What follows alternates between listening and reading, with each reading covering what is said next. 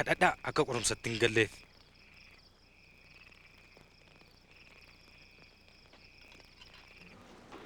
Yihudaas qortichi meetii soddomaaf jedhee Yesuusin gane. Yesuusis cubbuu namaatii jedhee yeroo inni lubbuu isaa itti kennu dhihaachuu isaa baree abbaa isaa kadhate.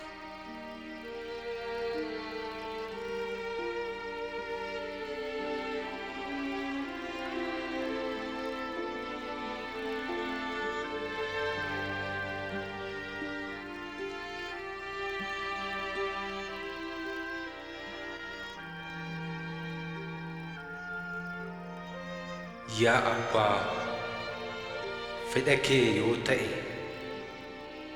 xoofoo kana narra dabarsi. Garuu akka jaalala koo miti, jaalala kee haa ta'u malee. Ergamaan Waaqayyoos isa jajjabeessuuf waaqarraatti mul'ate. Dafqi isaas akka coba dhiigaatti lafatti gadi coccopha ture.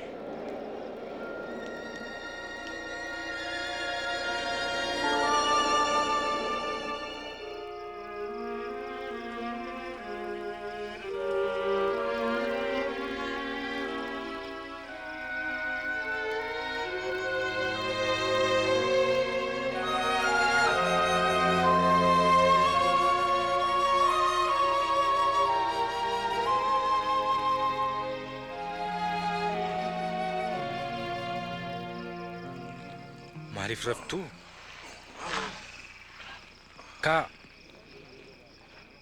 Kadhadhaa qorumsatti akka hin galleef.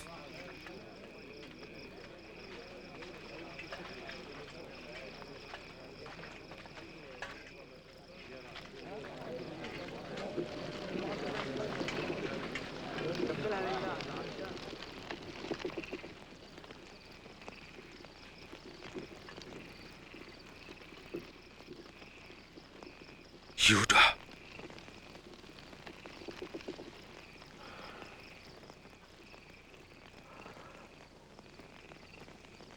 dhungachuudhaan dabarsitee ilma namaa kennitaa? Goota, albeera argundu.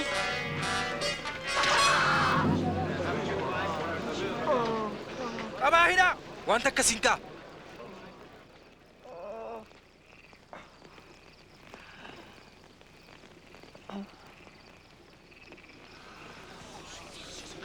Raajii. Akka nama saamtuu qabutti uleef albee qabattanii na qabuuf dhuftanii? Yeroon isinii wajjin mana qulqullummaa ture na qabuuf yaalle. Garuu yeroon kun kan keessanii fi kan bulchaa dukkanaati.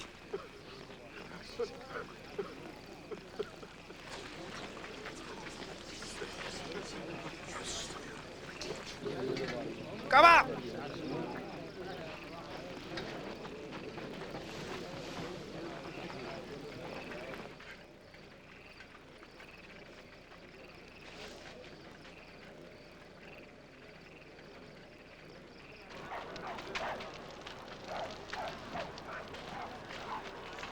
Cimsaa eegaa.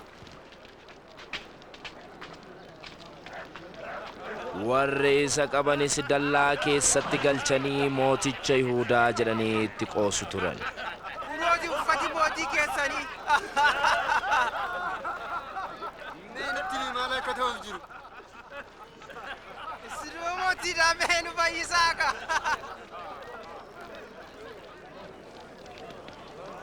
Namtichi kunis Yesuusii wajjin ture. Dubartiin ana, ani isayyuu hin beeku. Ani isaas wajjiniin argeera.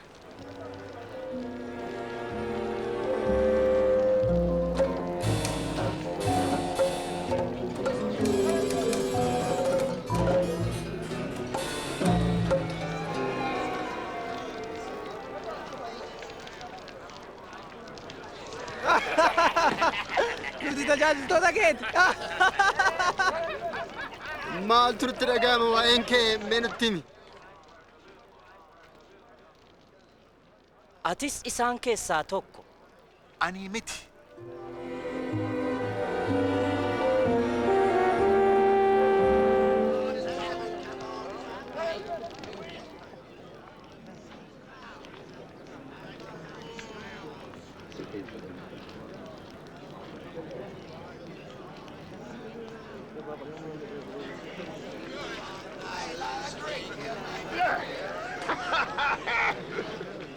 Dhugumaan namichi kun Yesuusii wajjin ture.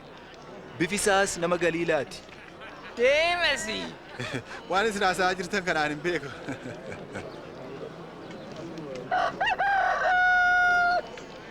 Yesuusis garagalee Phexrosin ilaale. Phexrosis isa Gooftaan har'a utuu hindaanqoon hin iyyin ala sadii na gantattiin jedhee yaadate.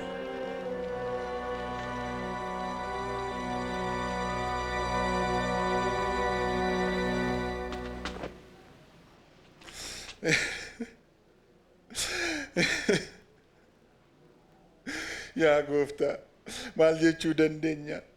Ati akkuma beekumsa keetti akka humna keessa guddaa sanatti hundumaa raawwadhu malee. Egaa yeroo abbootiin keenya barsiisa keetiin morman dhiifama kan gooteef isaanitti aartu iyyuu ati isaan hin balleessine. Jaalalaaf kakuu isaaniif qabdu ol eeguuf jettee akka isaaniin oolchite.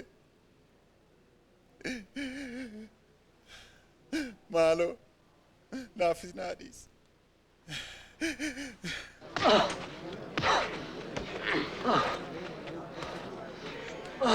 Eenyu sirkutee?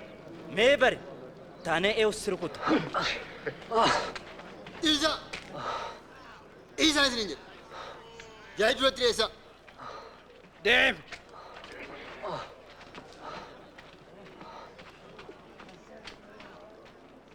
Hangafoonni koree amantiis Yesuusin gaafachuuf walgahii godhatani.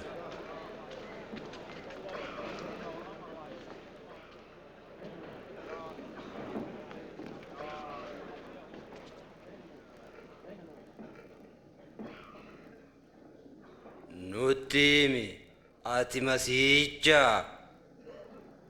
Yeroon isinitti himu isin nan amantan.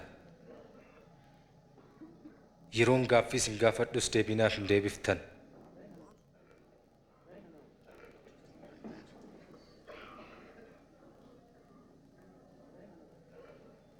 Garuu ilmi namaa ammaa jalqabee mirga Waaqayyoo isa hunda danda'u taa'a.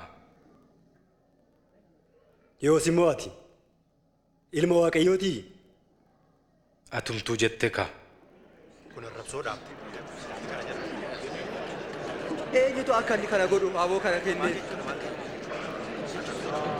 Yakkamaadha. Kan inni jedhe gurraan dhageenyeerra.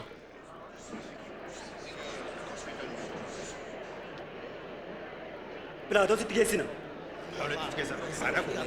Eeyyee, madam.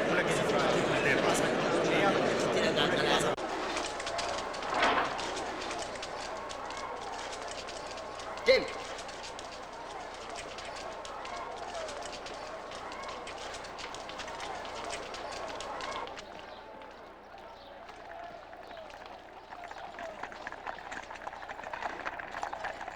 Bulchitoota Roomaa keessaa Phiilaaxoos Phenxenicha ammeenyaan kan caalun turre. Yesuusinis isa fuulduratti dhiyeessani.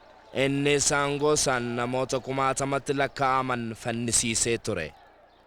Ganama barii kanaan maal barbaacha dhuftan? Utuu inni hoommota dogoggorsuu qabne. Mana qulqullummaa keessatti goolii kaase. Adabni isaa maal haa ta'u? Itti murteessi. Ani nama kana irratti balleessaa tokkollee hin argine. Yakkamaa ta'uusaa argineerra. Utuu inni gibira mootii warra Roomaa hafe. Hin baasinaa jedhu akkasumas an Kiristoos mootiidhas ofiin jedha. Mootii? Ati mootii warra Yihuudataati? Situ jedhe. Isa Galiilaatti bare asis fudhatee dhufe. Galiilaatti?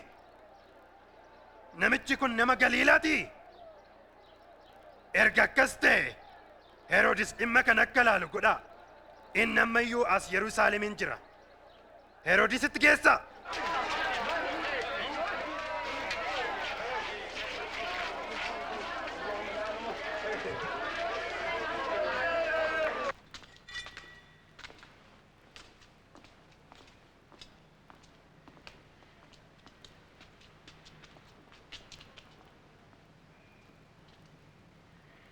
Ati garuu eenyuuf hin jettaa?